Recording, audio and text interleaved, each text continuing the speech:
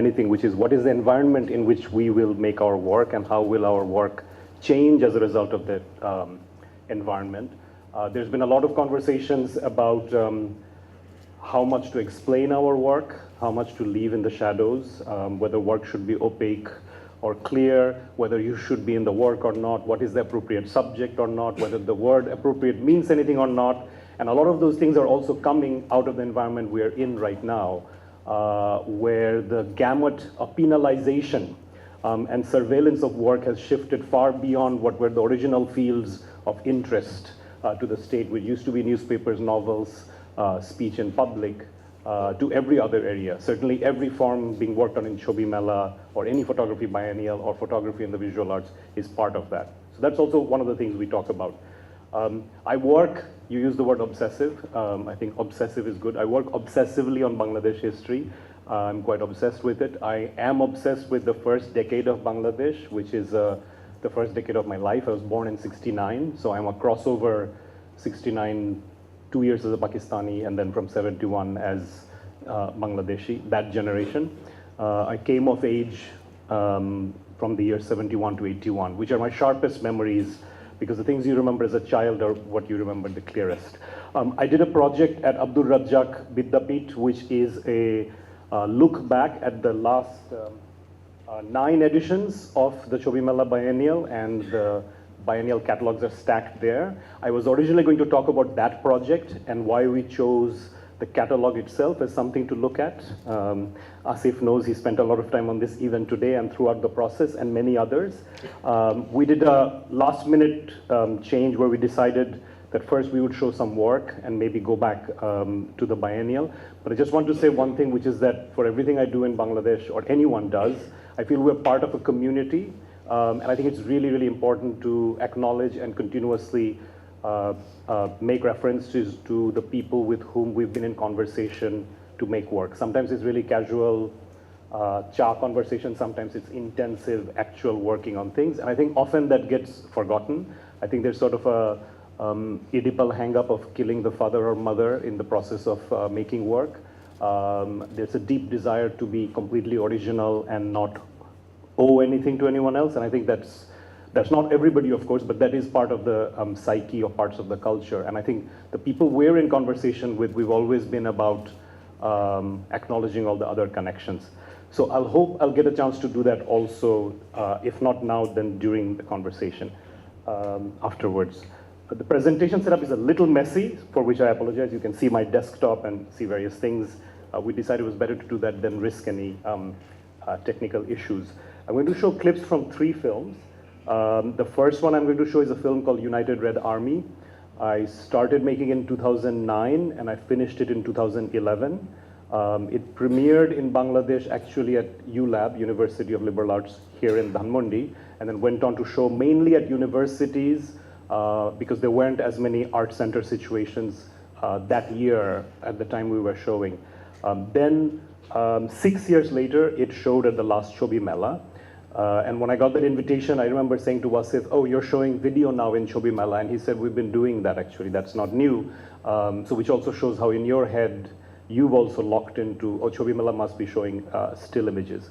So it was shown again in 2017, which is why I wanted to start with it. It's a short clip, so apnara ota thik majkhane porben and confusion hobe.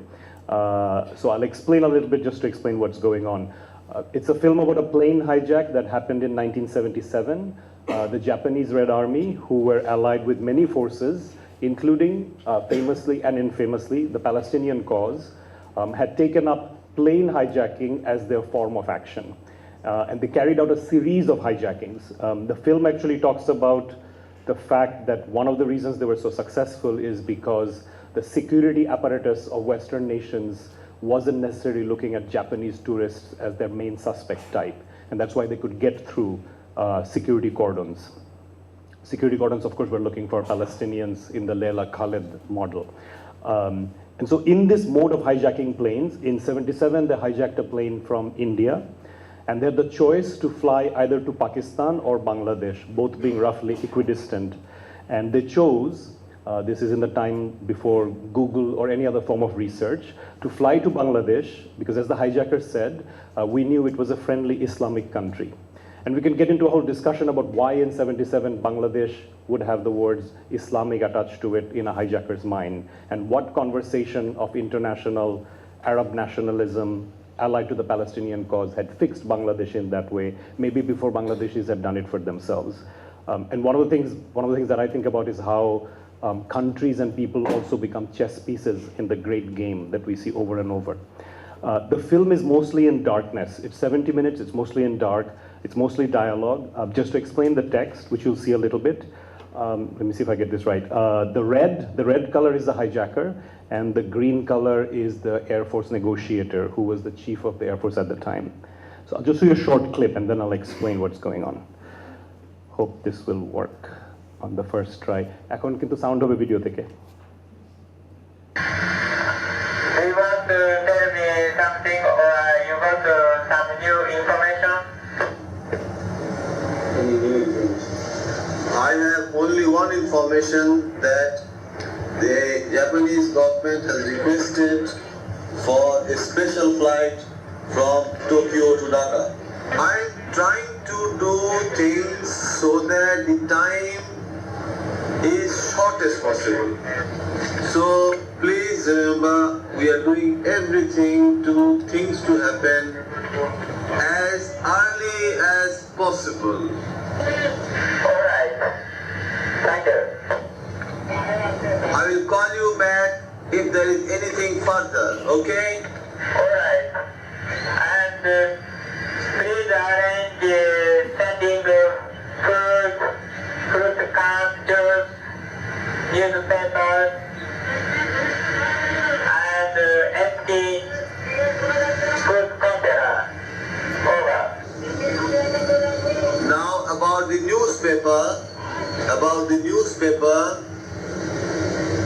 I am thinking whether I will be able to get the permission to give you the newspaper or not.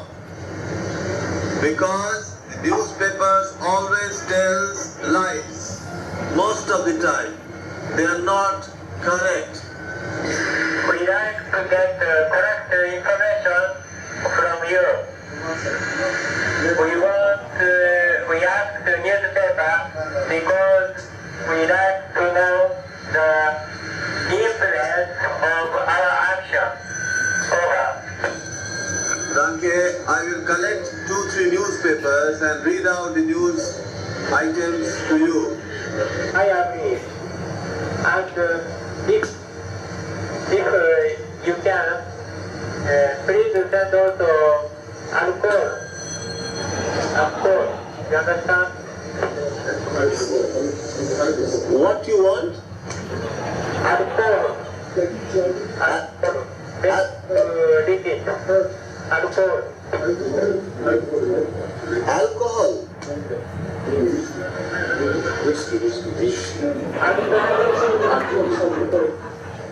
Danke, you want a whiskey and others? Not whiskey, for medical use. You understand? Oh, you want spirit? Methylene spirit for medical use? Yeah. It's correct. Danke, so this alcohol is the methyl spirit to wash hands. Is that correct? That's correct. Okay, we'll send you. It was reported yesterday that the terrorists had singled out a California man as the first to die if their demands were not met. Terry Drinkwater went to that man's home. The man the terrorists threatened to execute first is the president of this bank in Montebello, a suburb of Los Angeles. John Gabriel reportedly was singled out by the hijackers because he looked Jewish. Associates at his bank say no, that he's a Christian Armenian. Along with Gabriel and his wife, among the other Americans still held hostage is Walter Carabian, a prominent California Democratic leader. He was on his honeymoon. His bride, actress Carol Wells, who played in the movie Funny Lady, was one of the 5 hostages freed today.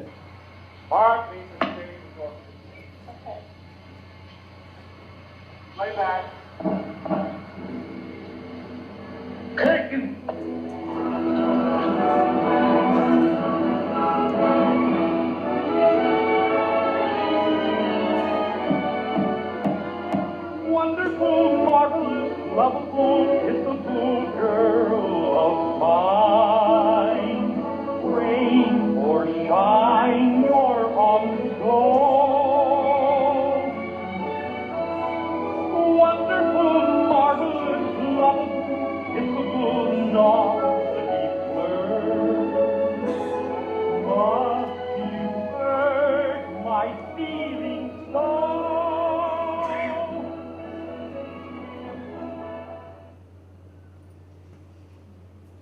stop it there. Although I really wish I could show much more.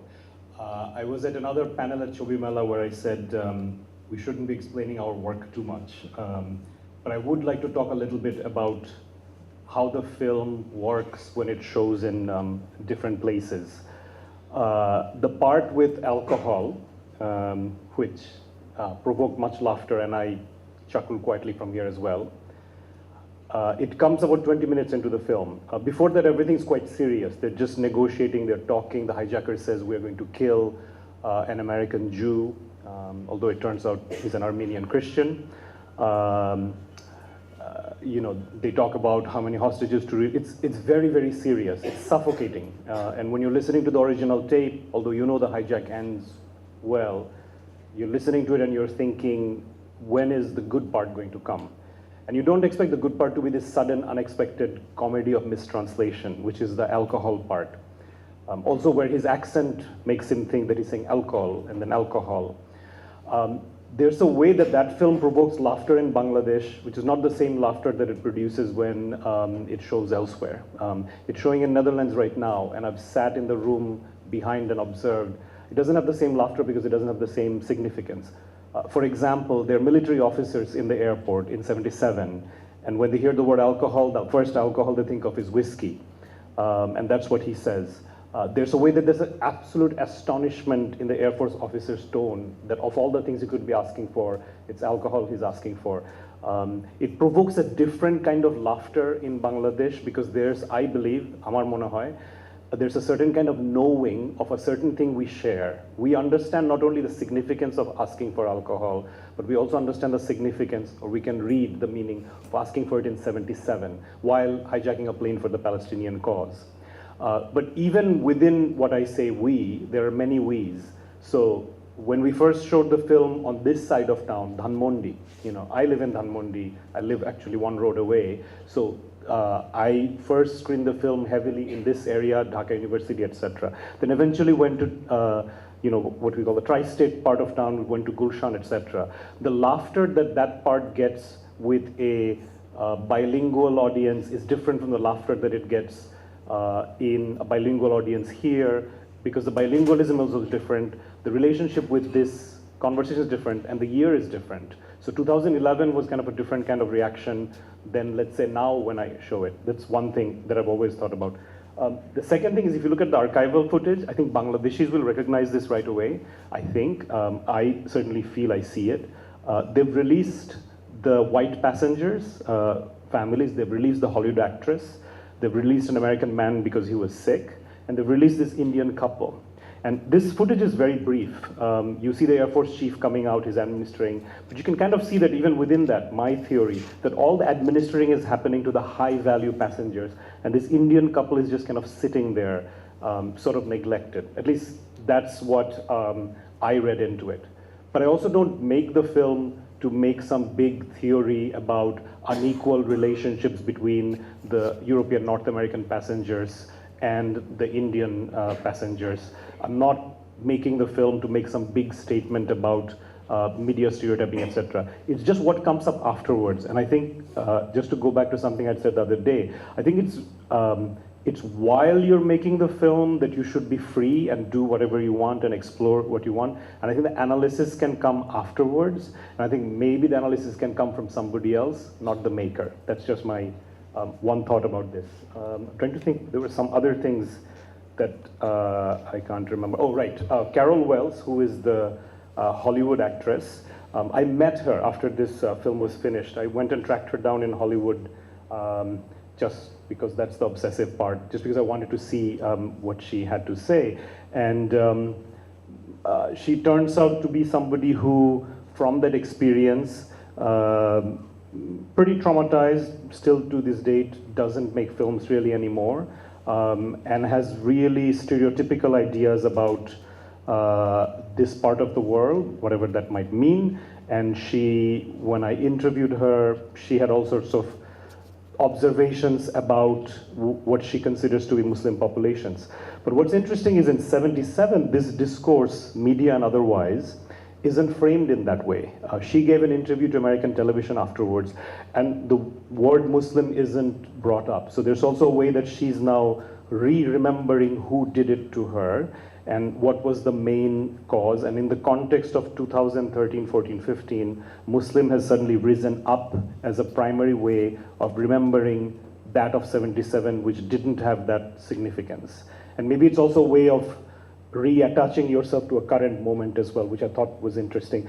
I didn't really know what to do with any of that, so it just sits there. We stay in touch, but I haven't made work around her.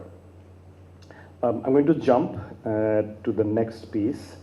This one's a little difficult to explain in advance. I'm going to show a short excerpt from a film called Two Meetings and a Funeral. The title is a riff on the comedy film Four Weddings and a Funeral, but the title comes from two meetings, the 1973 non-aligned movement meeting in Algeria and the 1974 Organization of Islamic Cooperation meeting in Pakistan, in Lahore. And Bangladesh sits at the fulcrum of a pivot, as it often does in a lot of these histories that I look into.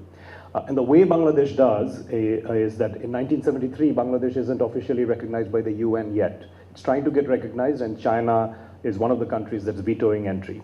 And you need to have UN or other kind of status in order to start releasing that which national recognition gives, for example, foreign aid. And the Bangladesh government is desperate to get it somehow, and because the UN hasn't opened up, they come across the non-aligned movement as that which they will enter and get recognized as a member, and then become a state. This is a strategy being used by many at that time as people are trying to find alternatives to the United Nations. Most famously, the French colony, or Algeria did it earlier, the Portuguese colonies are trying to do it right then and there, and Palestine, of course, is the center of all this. Palestine is actually the center of the non-aligned movement meeting.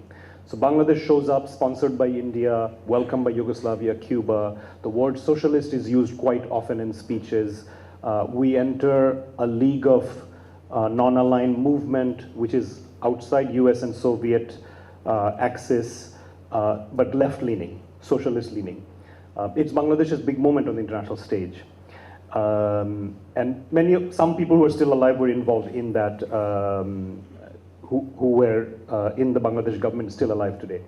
The next year, Bangladesh goes to Pakistan and goes to the Organization of Islamic Cooperation meeting. This isn't welcomed by everybody for many reasons. First of all, it's Pakistan, it's 1974, only 2.5, 3 years later. Second of all, it's Islamic, and some people have, of course, objections to going back into the Islamic fold if 1971 is theoretically a rejection of some element of the Islamic fold. And then there's worry about old friends, India. Yugoslavia is not so significant, but Yugoslavia is a sponsor. India's not allowed into the OIC because of Kashmir. And Pakistan's the country that's blocked India's entry. So it's a very complicated move where you're going to move into a new terrain, get new allies, and you're going to lose old allies in the process. And as history shows in 1975, the new allies don't protect Bangladesh. Obviously, Saudi Arabia and Pakistan don't. So the film's about many things around that. It starts in New York, it moved to Algiers, and then it comes to Dhaka.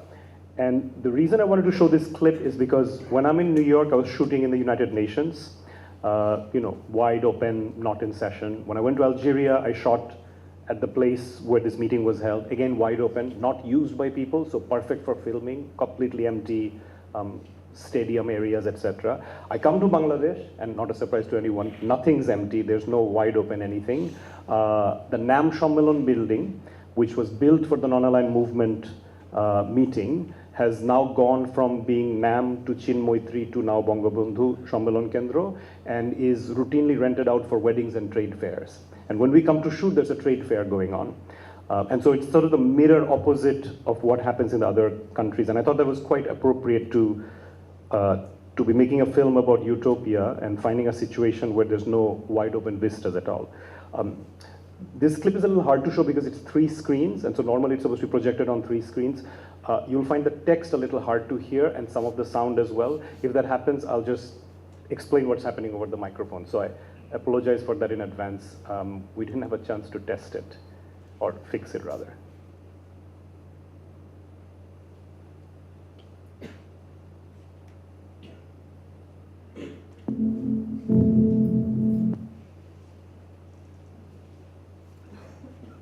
you see tiny little screens, you just have to imagine 3 massive projection screens, and that you're sitting in the middle.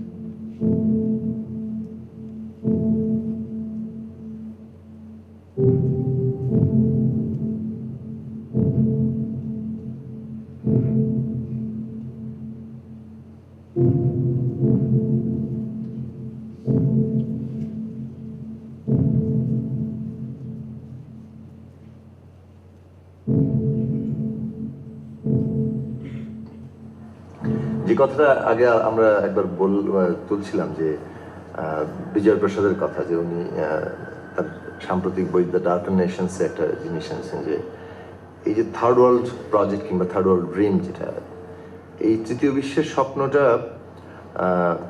শেষ পর্যন্ত মানে সফল হতে পারেনি, বরং এটা অনেক ক্ষেত্রেই ব্যর্থতার দিকে গিয়েছে। বহু দেশ সেই সফল করে, আবার অনেকগুলো দেশ সাফল্যের জায়গাতেও গিয়েছে। এই একটা মিক্সড জায়গা আছে, কিন্তু ও সব মিলিয়ে যে জোট নিরপেক্ষ আন্দোলনের মধ্যে দিয়ে আবার যে তৃতীয় বিশ্বের স্বপ্নটা দানা বেঁধেছিল, সেটা সম্মিলিত সাফল্য অর্জন করতে পারেনি। এর মধ্যে একটা বড় ঘটনা তিনি চিহ্নিত করতে চেয়েছেন, যে অর্গানাইজেশন অফ ইসলামিক কনফারেন্স কিংবা ওআইসি যে গঠন করা হলো, মুসলিম দেশগুলোর জন্য আলাদা একটা সংগঠন এবং একটা প্যান ইসলামিজম তৈরি করা হলো সৌদি আরবের নেতৃত্বে। এটা এই জোট নিরপেক্ষ আন্দোলনটাকে ক্ষতিগ্রস্ত করেছে। তো আমরা জানি যে আপনি নিজে আলজিয়ার্সে 73 সালে বাংলাদেশকে প্রতিনিধিত্ব করেছেন এবং সেখানে বাংলাদেশ সরকার মেম্বারশিপ পেয়েছে। বাংলাদেশ কিন্তু পরের বছরই আবার ওআইসি সম্মেলনে যোগ দিয়েছে।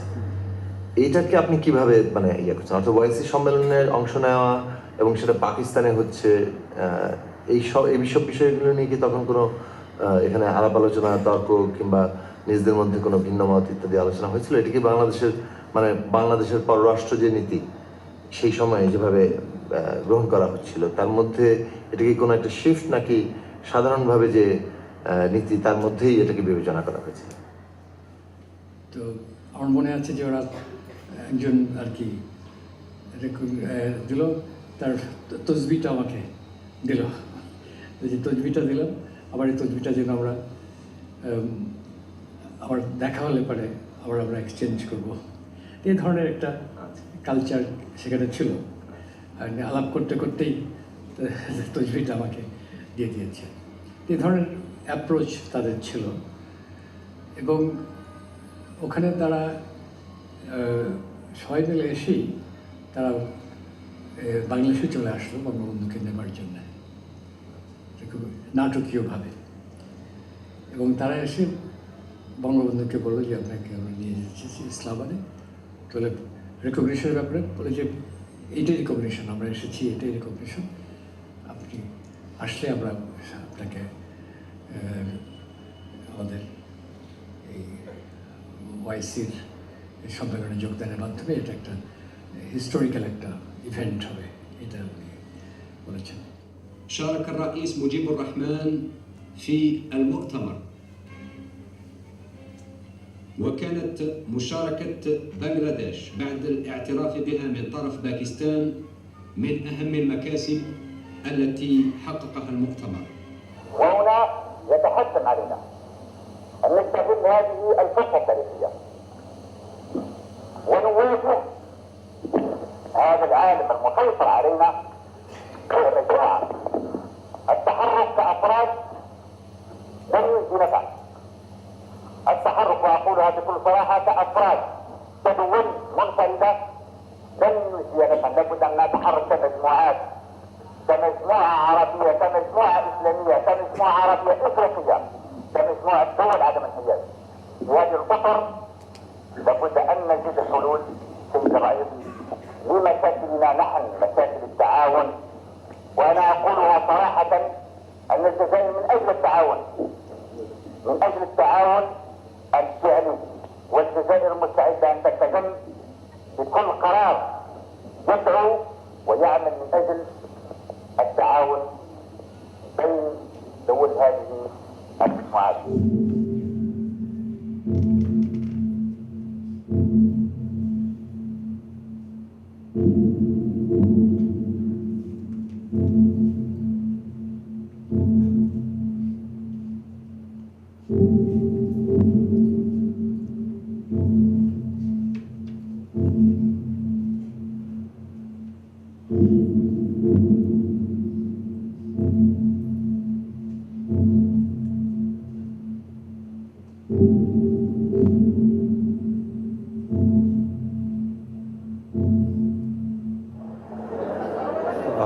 Saki is talking to people.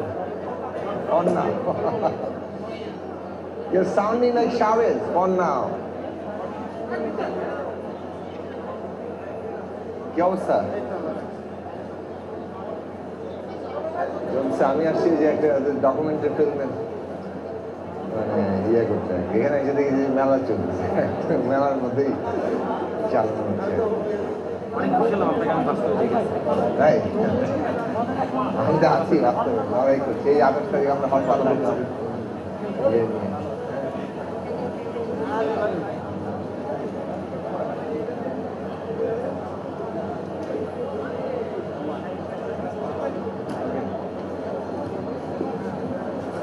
আমার তো হাঁটতে হচ্ছে না।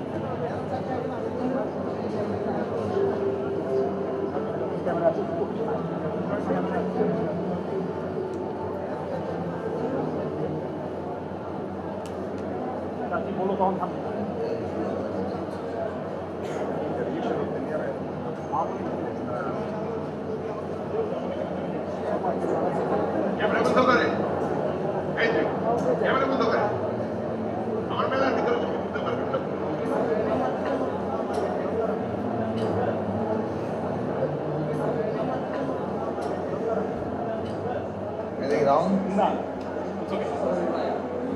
I'm going to check the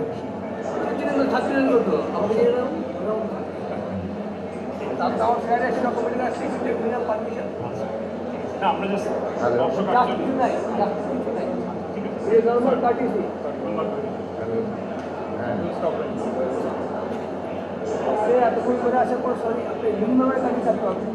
আচ্ছা এটা একটা অন্য মানে এটা আসলে আমি বুঝতে পারছি আপনাদের সিকিউরিটি কনসার্ন আছে এটা দিয়ে আছে অনেক বিষয় আছে না সেটা একদমই ওই ইয়ার জানা বেসিক্যালি এটা ন্যাম বিল্ডিং এর মানে ন্যাম সম্মেলন সংক্রান্ত আলোচনা ওইটা নিয়ে একটা ডকুমেন্টারি ফিল্মের পার্ট ঠিক আছে নাথিং আদারওয়াইজ আমি ডকুমেন্টারি ফিল্ম মানে কত বছর আমি টেলিভিশন কত বছর 20 বছর আমি 26 বছর এখানে আচ্ছা লাস্ট 26 ইয়ার্স আগে কোথায় থাকে পড়াশোনা করেছি আমেরিকাতে স্কুল করেছেন আমেরিকা না সেন্ট জোসেফ আর ঢাকা কলেজ তারপরে আমেরিকা চলে গেছি কোন ইয়ার ঢাকা কলেজ 85 এর ঢাকা কলেজ সরি 87 এর Dhaka college science and arts and commerce মনে হয় সেন্ট জোসেফ জিজ্ঞেস করলো না আমার ভালো মনে আছে তারপরে আমরা তো রাবণ পড়াশোনা করছি আমাদের সমস্ত মনে আছে বিকজ আপনি আমারই কলেজে একদম ব্যাচমেট আচ্ছা তাই আপনি 87 মাশাআল্লাহ আমরা একসাথে যাই ক্লাসে খুব একটা যাইনি রাজনীতি করতে কটা ক্লাস করতেন আমি তখনই ফিল্ম বানাতাম আমি আসলে দেখাচ্ছি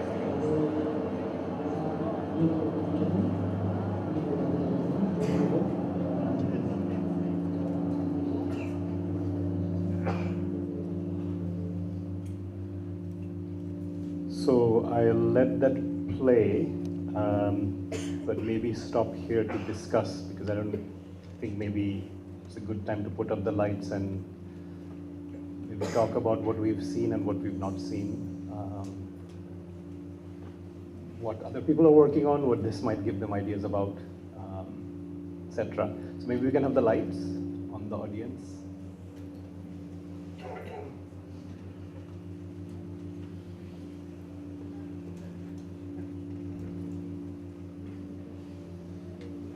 There's more to show, but I feel like maybe we could pause and talk now. Talk two ways. I have more clips to show, but I feel like it would be good to talk. So I'd love to hear thoughts from people before we get buried under clips and clips and clips. Unless, Tanzim, you want me to show another clip. It's your call. I can show Tripoli cancelled.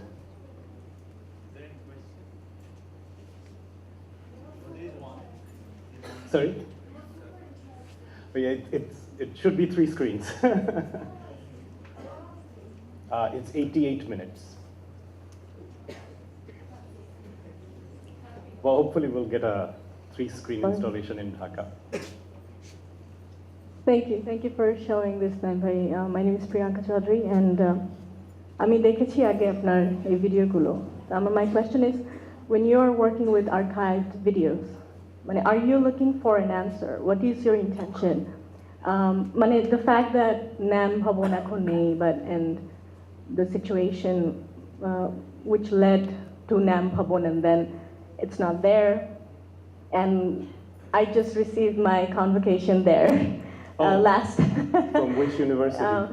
ULAB. Okay. Yeah. Oh, so, and it's all the more special now. But again, are you looking for an answer, or what is your intention for showing this again? And it's like where I come from, film. I'm more associated with people with films, and they think Naeem Mohaiemen would do wonders if he was a filmmaker, and they regret the fact that you're not there. You would film like like filmmaker, and then not in the white cube. I don't know cube. why I did this. So why is it that why do you choose to have 3 screens and show parallel, of Palestine and like Algeria and the Pakistan cooperation, and at the same time the video basically shows Bangladesh And well, it shows a bit of... Because this is the Dhaka chapter. It's actually the last chapter, but right. There's 3 chapters. Yeah, so why is it that you choose to show it like that? And why is it, how do you plan to, like, why do you use archived videos, and what is your intention? What is your intention is a little similar to a phrase that we always have in Bangla, which is "Apni ashole ki bolte chan," which we, I feel like that's a very complicated question to answer because we're always struggling to think, and it's also changing as time progresses. I'll say a few things. First of all, there's sometimes a plan with a work I'm working on, but the plan almost always goes wrong. I've never experienced anything working to plan. And I think it's okay I'll talk about that freely because I think it will free everybody up to know that nothing's going to work according to plan, and from the accident will come other things. So just talking about 2 meetings and a funeral, I didn't originally intend to make it as a 3-channel. We were shooting it straight. We went and shot in the United Nations. They were extremely uncooperative because with us was Vijay Prashad, who Saki talks about. He's in the Algeria and New York section. And the head of media communications at the United Nations at the time was an Israeli gentleman, of course with a Palestinian intern. So you have the modicum of neutrality, but of course he wasn't happy about us bringing Vijay Prashad in. So he's very uncooperative. So when we were shooting in the UN, we just shot everything multiple times because we thought we're not going to be able to come back. They'll never let us in, and they'll be in session. In Algeria, because it was also empty, right? Everything you looked at, it suggested this can only be captured in panorama. Because you just really have to get a sense of the vast emptiness of a building that once was used with so much specificity. So we're still shooting and we're still thinking, okay, maybe it'll be like a really wide projection, et cetera, et cetera. And then we find this archival footage. I wasn't looking for the footage. We just went to Algerian television to see what they had, and they had the tapes of the speeches, and that's all they had. The only reason the Sheikh Mujib Zulfikar Ali Bhutto footage is there is from Pakistan is actually because of the other man who's speaking, who's the Algerian Prime Minister. So all Algerian TV cared about is Boumedien's speech. And during the speech, the camera panned. So the Sheikh Mujib, Bhutto, Sadat, everybody else put it just by accident. And of course, you've slowed it down because that's all you have. You just have these fragments. So then the footage comes and you think, okay, how are you going to work this? This footage makes this look so significant. And then you've got these vast empty spaces. So that's why the idea came to do side by side, like in a very simple way to compare the empty and the full, the 1973 and the 2016, the color and the grainy black and white, the lots of speeches being made, almost all about Palestine, although also he tells us that we're also Arab and Muslim, we meaning Asian nations, but still is like 2-channel, that's the idea. Then we get to Bangladesh and nothing works out, right? We go into the trade fair in that way because we don't get permission in the traditional way. So I'm told by someone, দেখেন মেলা আছে আপনি সাংবাদিক হিসেবে চলে যান. And so we go in as সাংবাদিক and we're shooting the same thing that everybody else is shooting, except we're shooting it too long. That's the problem. Otherwise there was no issue. With the same camera as everybody else, these cameras, the camera doesn't stand out either, but there's one shot where you see the arch. We're just shooting up at the arch for 5 minutes. So that sort of makes them think, what are you doing? So that's why, I just remember having this catastrophic moment when we get stopped, right? When we get kicked out, because I remember thinking, I've just filmed for days upon days in Algeria. I've shot in New York, and then in my own country, I've just gotten kicked out. I mean, he warmed up by the end once he realized we're the same age. That did something, same college. Although I was science and he's commerce, and he asked Janla Koita Bhangsen. He softens up, he sees Saki. There's something that happens, right? He understands that I'm a idiot who doesn't know the rules as opposed to I'm in some conspiracy. And I just, it was like, the audio was recorded by accident because Saki was still mic'd. And I just couldn't think of a way to work out what had just happened, I mean, when he says Nam to or Nai, all he means is it's no longer called the Nam, right? But I just thought that was actually the way that, without even knowing into a topic, he's going to say that it just felt such an intense cacophony that I'm not going to be able to resolve. And a 3-channel became a way to juxtapose, extend, and have multiple stories going on at the same time. So that's, I always shoot tons and tons of things, none of which I use, because then you go back and you say, oh, this wasn't anything of what I thought I was going to get, but that also means you approach interviews thinking you're going to get something. So I'm also with that thing. Sorry, that was a non-answer ramble, but maybe it sort of touched on some things. Tanzim is saying I should show another clip. Okay. It's a fable about a man who lives in an airport. And in the film, I use time and day and calendar and chapters quite often. So they're like book structures. And so I did in this something that I've also done in United Red Army. In the hijack film, it's day by day by day, 5 days. This one is 7 days, starts from Monday, ends with Sunday, except the number underneath the day tells you, if you do the math, meaning if you divide by 365, that he's been living in this place for 10 years. And gradually over time, you figure out that it's an airport, and you figure out there's nothing there, and you also figure out there's no barricades, so there's nothing to stop him from leaving. There's no guards. I'm just gonna show a clip which is from Saturday. So this is already the 6th day of this week of his 10th year of his life.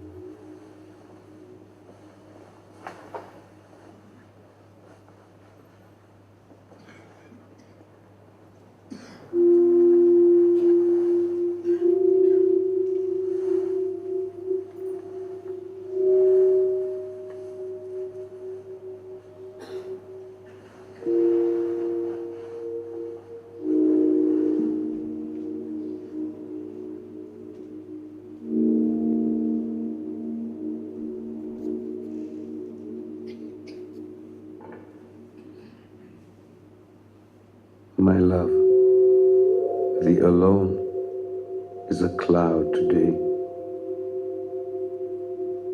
I feel surrendered. Is this another form of faith? To make peace when all around is injustice? These days, I find myself thinking a lot about Dajjal, the one-eyed demon who would lead humanity to the brink of extinction.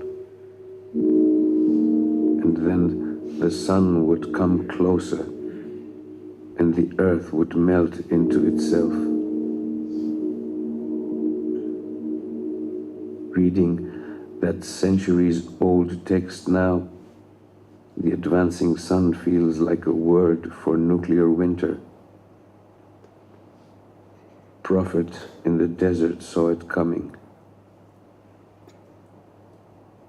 Dajjal is among us now to lay waste to humanity.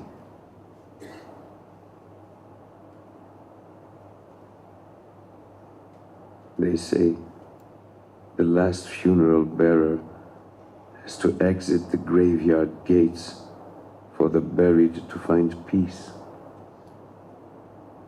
And there is also a legend about taking 40 steps for burial to be complete. Would it be the same number of steps for me?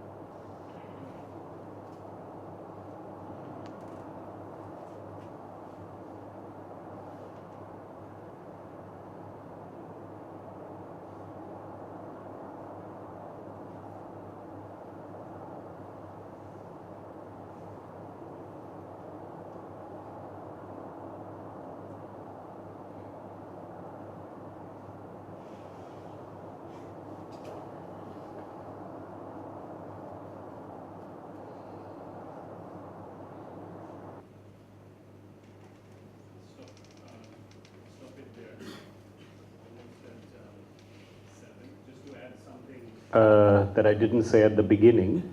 It's a fiction film. It's 90 minutes long. Script I wrote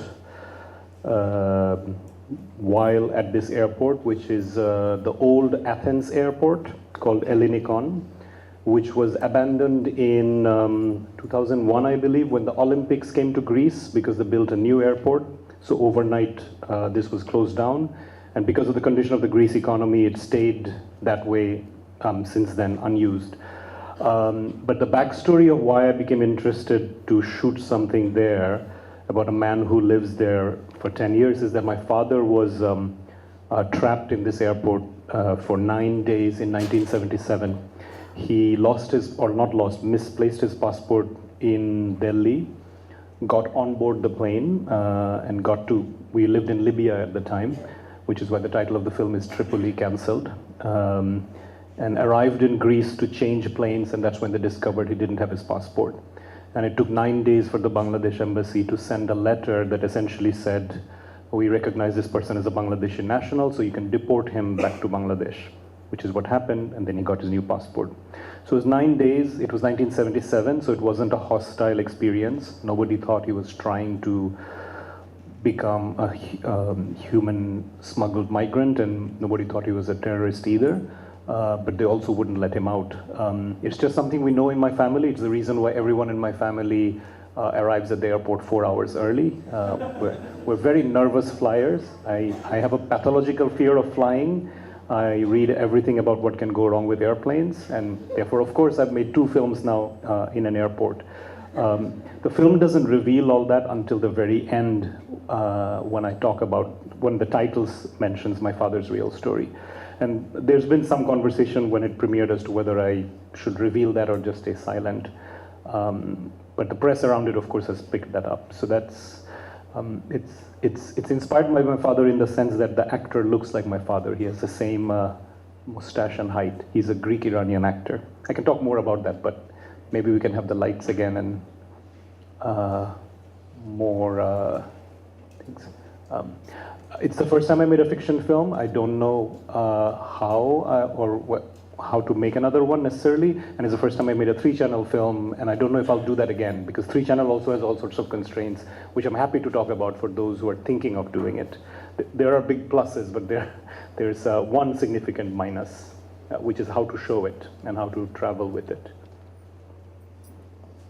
Hi Naeem, just watching United Red Army again and then thinking about what we were talking about yesterday with regards to how, you know, the work with the Visible Collective, which was reflecting kind of your experiences of growing up in the diaspora and kind of growing up with a certain artistic community in New York that was facing a very particular experience of what it meant to be in South Asia at the time, to then start making this kind of work which is leading in these ways to the failures of the left, I mean globally, but then also moving slowly more and more back to Dhaka, right? I was also, if you could talk a little bit about where you think you are in that circle now, you know, with regards to between the diaspora and here and that kind of situationing, I mean the situational way in which we shift. And the other thing was that as someone who's worked with film and video for such a long time, and it's only recently that it's started to be accepted in all these multiple spaces in a way in which sometimes people forget, right, how difficult it was to have any kind of video shown in like spaces of visual art, etc. If you could reflect a little bit about what it's been like for you to have your work moving into these bigger institutions as well as kind of being spread into multidisciplinary spaces because of the acceptance of video. I think for the second question, it's not so much what's happened to my work, but what's happened in general, right? I mean, I think the first time one of my documentaries showed in a museum was because the museum wanted to show it, because they suddenly felt, the Queen's Museum in New York, they suddenly felt they wanted to go outside of painting, sculpture, and they started looking, right? So it's that the venues started changing their interests in all sorts of ways, including what they would allow inside, right? And that also has to do with different people coming in who were less tied to ideas of art and gatekeepers and what school you went to and whether you studied. I mean, I think up to about 2010, I'm sure many others I would still get the question of whether I studied art, whether I went to art school, right? Now I think people don't ask that question of anybody because it's you can study or not, it's become increasingly not as relevant, right? There are people from all sorts of disciplines entering everything and exiting, and there's just generally a collapsing of walls. So that's why I think the work is circulating much more, because everybody's working is circulating much more in that way. I think the thing, I mean, going back to the 3-channel thing, what has been very noticeable about the 3-channel film is it's circulated in places that can set up a 3-channel thing or have done it already before. And at places that haven't, it feels incredibly difficult for them, although frankly, I think they do other things that take the same resources, but they just think that a 3-channel thing is some UFO machine you have to set up. I mean, not really, it's a media player and 3 projectors, but you just have to be willing to do it and put in the resources. But it means it's circulating more in places where 3 channels are already being shown. So in Algeria, this film hasn't shown yet because none of the venues want to take it on, and they wanted to get like a French censor certificate, etc. But I think there's just the fear of the unfamiliar, right? I don't think there's any other reason why it wouldn't have shown there already. So that has a constraint, right? In Bangladesh, it has only shown at Abdul Razzaq Vidyapith in this format of projecting on a giant screen. It hasn't yet shown on 3 channels, 3 screens, even though I want to. That's a specific constraint, which makes me think maybe I don't want to do this again because I want the work to travel easily and I want the work to travel without me being able to go, without having that sort of work maker goes and talks about the work they've already made as opposed to the work talking for itself. About the circles, I mean, I moved to the US in 1989 when I was 20, and then I came back here in 2006, lived here for 5 years, then went back again. But then I'm continuously in this back and forth, which many people are. It's not a unique position. So I don't know if it's a circle or a web or a mess or whatever it is, back and forth. But specifically what you're talking about, I think post-2001 was the first time that I was making work about the reality that I was living in. Before that, I never made any work about the US context. because it was very specific, because it was post 9/11, because it was security panic, etc., etc., etc. But where that led to United Red Army is all the works we were making at the time were headline driven. So the Guantanamo photographs come out, you make a work. Abu Ghraib comes out, you make a work. And you felt like you're always responding to the headlines. And you also had an overload of images. The first round of Abu Ghraib images shocked everybody. The second release didn't. Many people don't even know that Salon or Slate, one of those magazines, did a mass data dump of all the images. Because people had we've already seen the dramatic one, the prisoner on a leash. And so we also felt like we were working with images, too many images, no impact, and always chasing a headline with no impact or something like that. So the reason I had gone to United Red Army first, which no longer is the reason anymore, was to actually think of the last time that governments were panicking about a force that they considered extra state violence, etc., which was the left in the 1970s. So that's how it started. And then over time, of course, you went somewhere completely different, because you get the tape and you find out they're talking about alcohol and they don't understand each other, and they're having a language problem, and they're talking about everything but politics, etc. So it went somewhere else, and then it kept growing until the left focus became more and more specific. And by now it's 9 years in, so it's become maybe something that is clearer to see. But it wasn't a plan. It was a scheme. It was a scheme put on top when the films are done, thinking, oh, this must be how they all tie together. And they don't tie together sometimes. They're all, like, people who are left historians would look at the 4 films in that series, starting with Hijack, and say, this is not the history of the left. You left out 95% of what's significant. But that's the task of the book, whoever writes it. Well, thank you so much for your time and showing us all your work. I'm interested in knowing how the idea of making a movie came into being. Like, did you started off with the idea of making a movie and then researched about it, or were you just researching about? You mean this one? No, the Red Army and the 2 meetings one. Okay.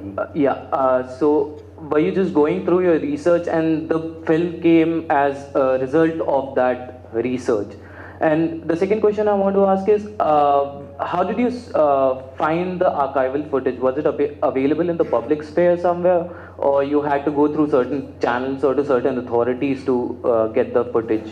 I can answer the second question first. It's easy. United Red Army came from Japanese archive, NHK. I bought it. They have a standard price schedule, and they weren't really interested in giving me a discount because I was from Bangladesh. So I learned 2 things through that process: to count every second of the footage and to also slow it down. So if you see 3 seconds, you think, oh, this could be, if you watch it closely, you'll see the footage move super slow. But because it's a plane on a tarmac, you don't realize. So you can take 3 seconds and extend it to 10 seconds.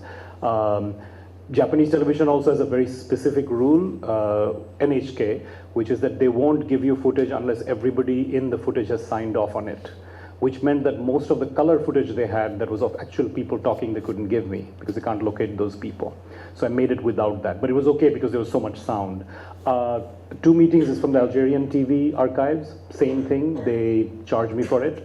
And unfortunately, because Algerian TV is very used to requests from French television, who like to make films about the Algerian War of Independence, they like to charge you French rates. I'm saying that to say that those 2 archives are archives that I couldn't have accessed unless I had applied for grants. There are archives out there that are in the public domain as well. And maybe over time, more of those will become available.